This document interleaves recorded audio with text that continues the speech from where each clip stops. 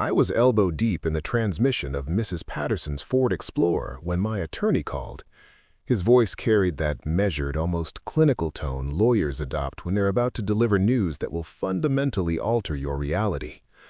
"Robert, I need you at my office within the hour. Catherine's legal team just submitted the documents." My name is Robert James Mitchell. I'm 47 years old, and I've spent the last 24 years as an independent mechanic in Millbrook, Pennsylvania, a town of roughly 5,000 souls, the kind of place where neighbors still bring casseroles when someone's sick, where the 4th of July parade shuts down Main Street, where a man's reputation is built over decades and can crumble in an afternoon. I married Catherine Ann Porter 21 years ago, 3 months after she completed her nursing degree at Penn State. I was 26, she was 23, and we were reckless and optimistic and desperately in love. We built a family. Emma, who's 20 now, currently in her junior year at Temple University studying biochemistry, and Daniel, 17, who just started his freshman year at Penn State this past August. Exceptional children. Brilliant, kind, ambitious. Catherine devoted herself to ensuring they had every advantage, every opportunity. "What documents?" I asked, reaching for a shop towel to wipe the transmission fluid from my hands. "Divorce filings. She's alleging that you've concealed significant assets, maintained a clandestine banking account, and essentially committed financial fraud against the marriage. She's seeking primary ownership of the marital home, 50% equity in your business, and substantial spousal support." I lowered myself onto my wheeled mechanic's stool, feeling as though someone had struck me across the chest with a tire iron. A clandestine banking account? What is she referring to? She discovered statements, an account at Commonwealth National in Harrisburg containing $362,000. She claims you've been systematically diverting funds from the business for over a decade, concealing them from her awareness. "Robert, I need absolute honesty here. Is this allegation accurate?" The account? Naturally. I'd been extraordinarily careful, meticulously cautious, but apparently not cautious enough. "It exists, but the situation is fundamentally different from what she believes."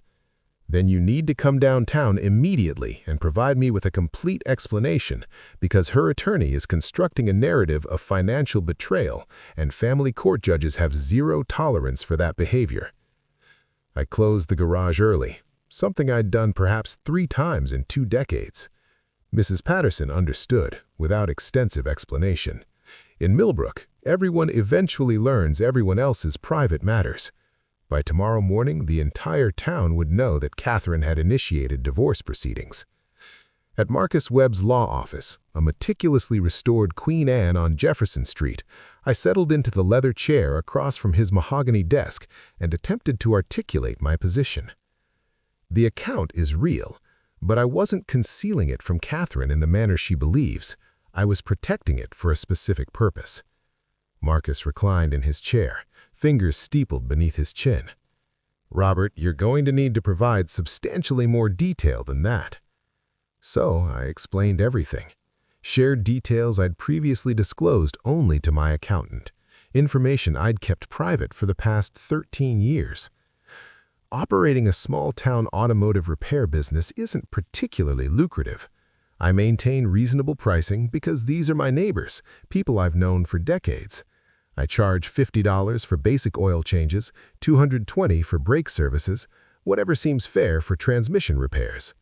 I generate sufficient income to maintain our lifestyle, contribute to the children's educational expenses, keep the business operational. But 13 years ago, I began pursuing an entirely separate venture. It originated with an international harvester combine harvester that arrived at my facility. A farmer named Gerald Thompson brought it in, reporting that the engine was experiencing power fluctuations and reduced performance. I diagnosed the issue, completed the repairs, charged him $210 for components and labor.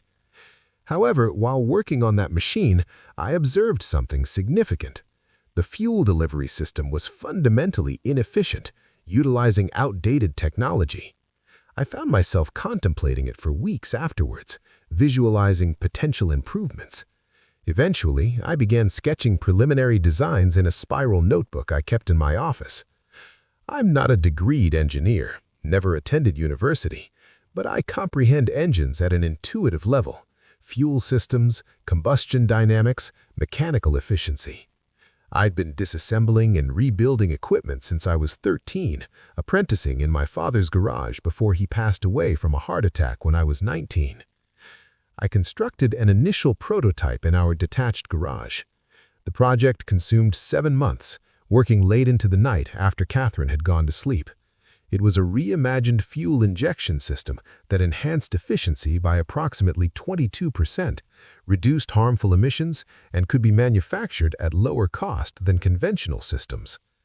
I demonstrated it to Gerald. He installed it on his combine, operated it throughout an entire harvest season, and reported it saved him roughly $300 in fuel expenditures. Word circulated through the agricultural community. Other farmers requested the modification. I began fabricating them in my garage during evenings and weekends, selling them for $450 each. Initially, generated perhaps $12,000 to $18,000 annually. Supplemental income I mentally allocated toward the children's future educational costs.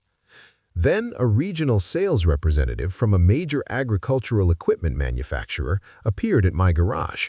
He'd heard about my modification through industry channels, asked whether I'd consider licensing the design to his company. I knew absolutely nothing about licensing agreements, patent law, or intellectual property rights. So I drove to Harrisburg, consulted with a patent attorney, initiated the formal application process. The legal fees totaled $9,000 I genuinely couldn't afford at that moment. The patent was approved 26 months later, in early 2014. The Agricultural Corporation offered me $65,000 upfront, plus 3.2% royalties on every unit they manufactured and sold globally. I accepted their terms. Didn't mention it to Catherine because I wanted to surprise her properly, wanted to wait for the money to actually materialize.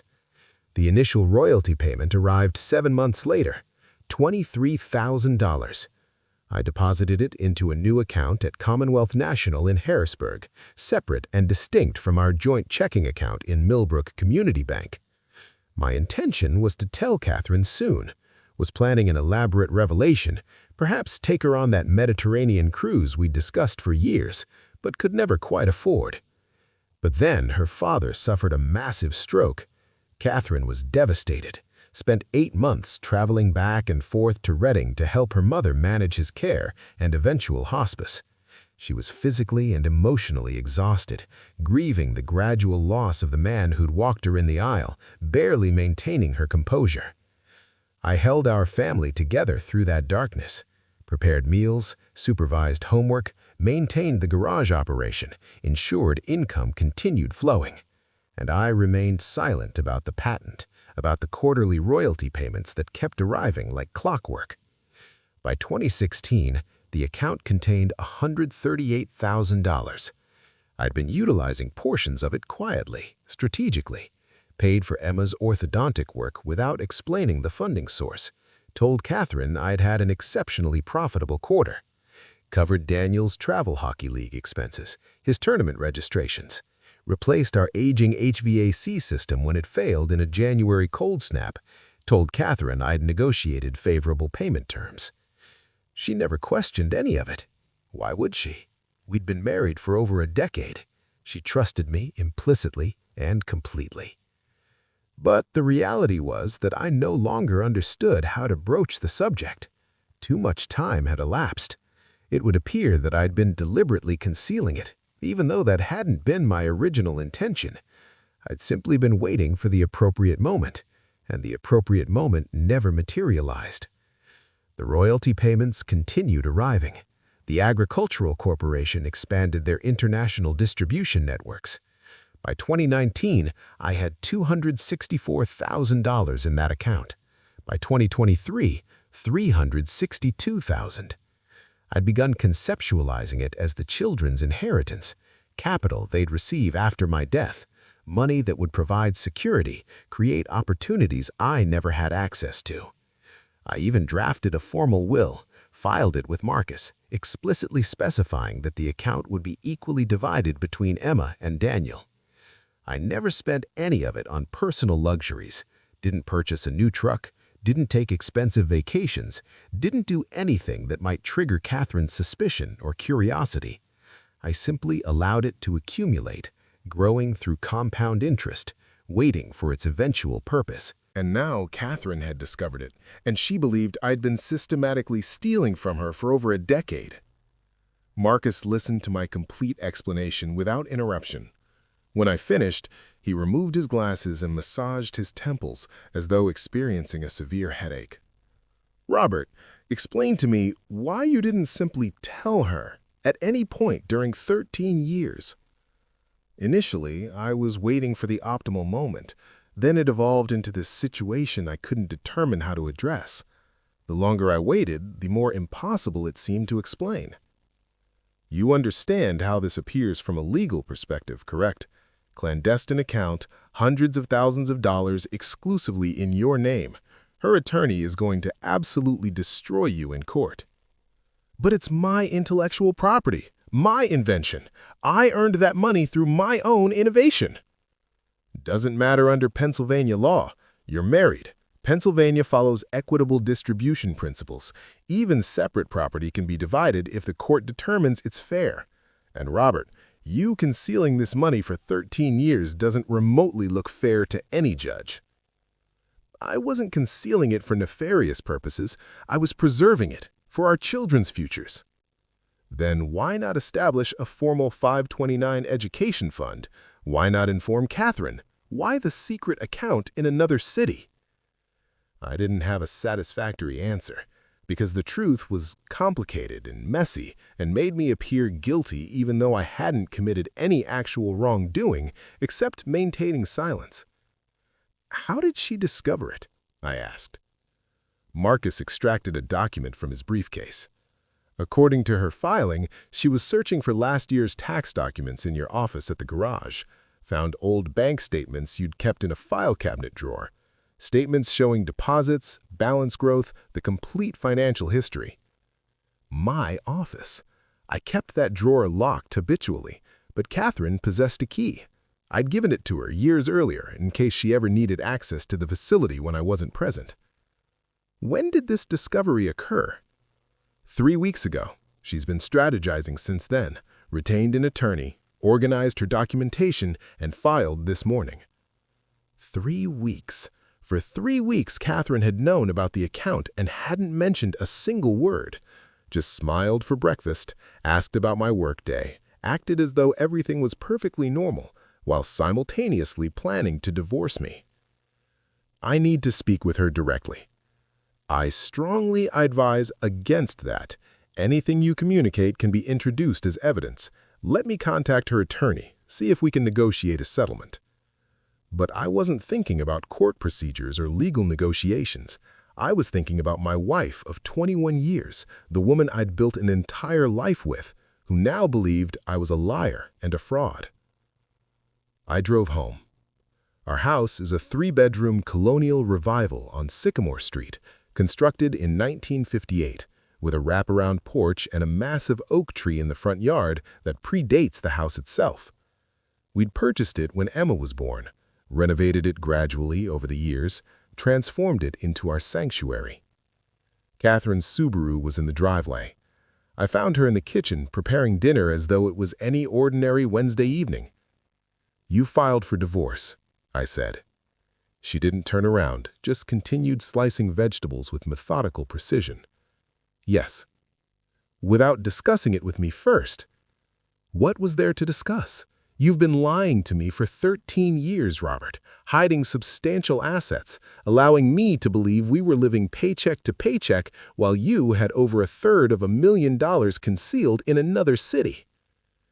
"We weren't living paycheck to paycheck, and I wasn't hiding it the way you're imagining."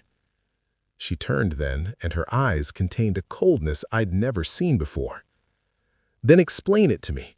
Explain why my husband, the man I trusted with absolutely everything, has been keeping secrets of this magnitude."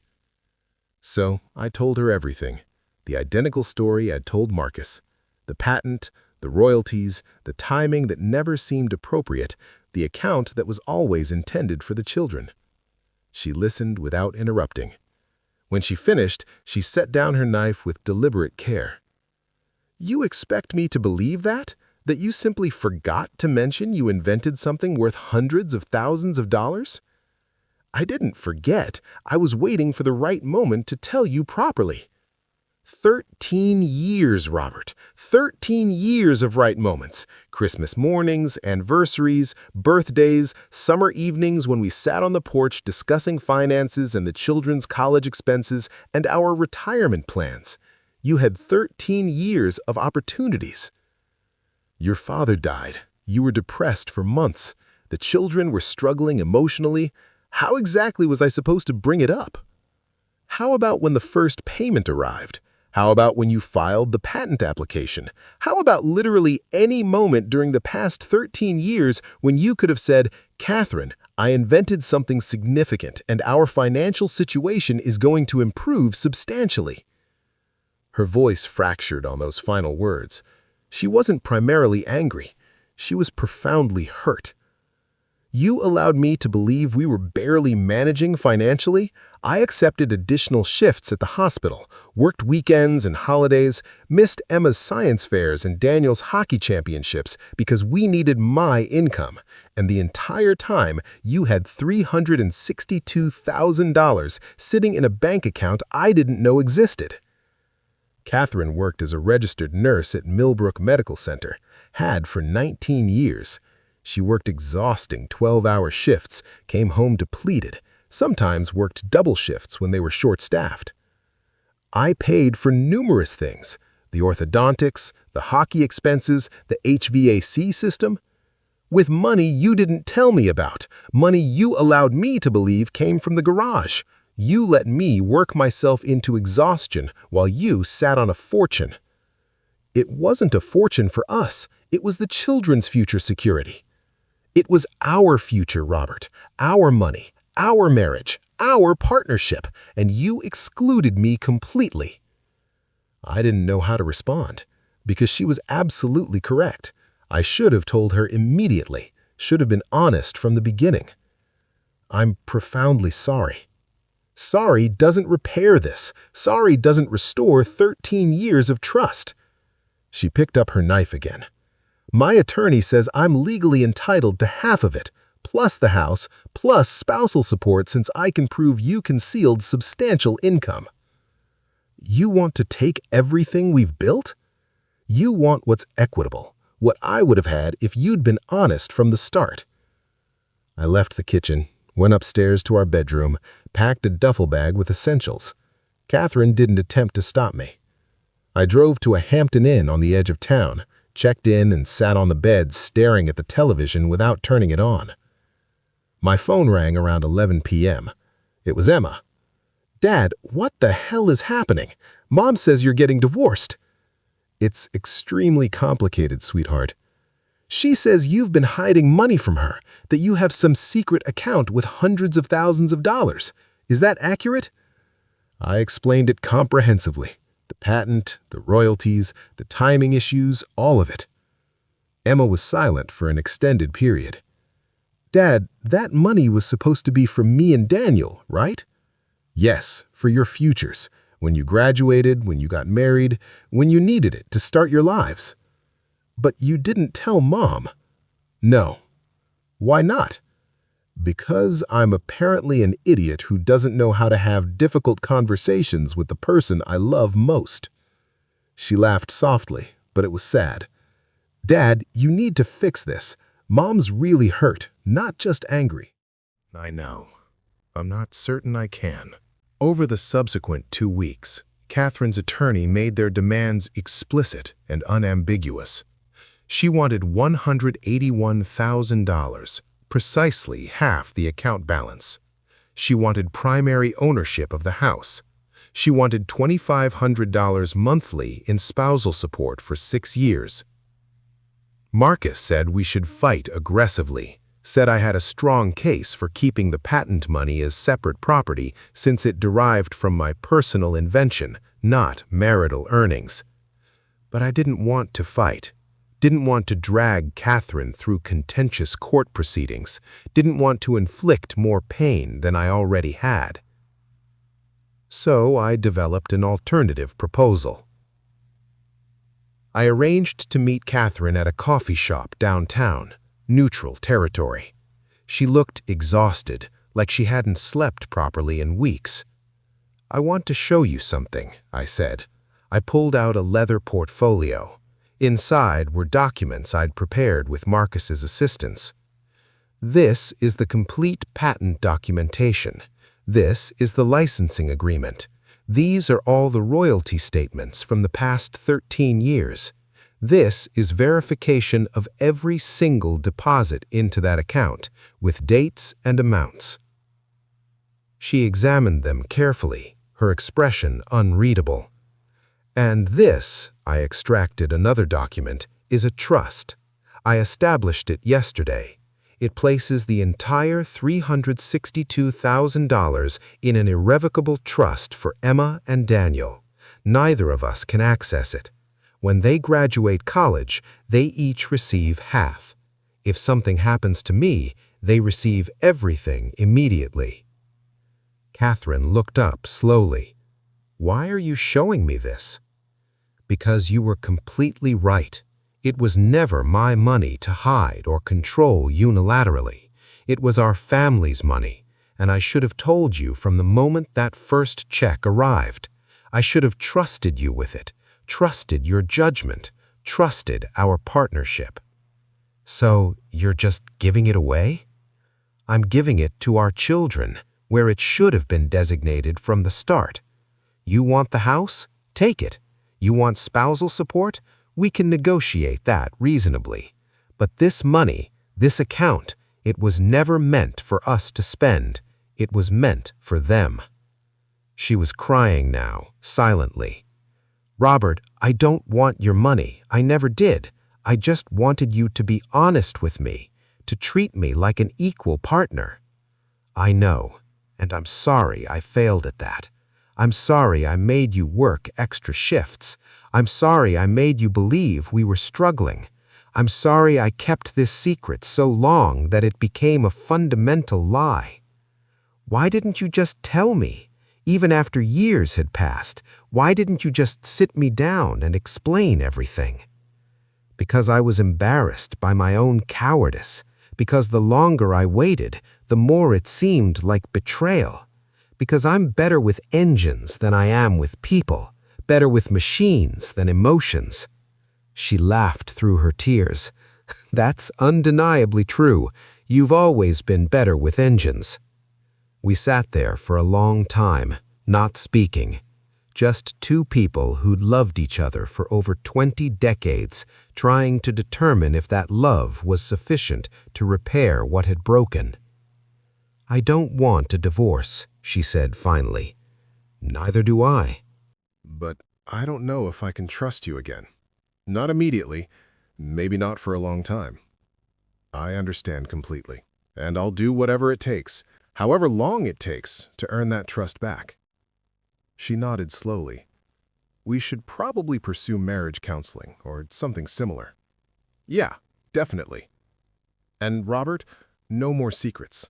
About anything, even if it seems insignificant, even if the timing seems terrible, even if you think you're protecting me. No more secrets of any kind."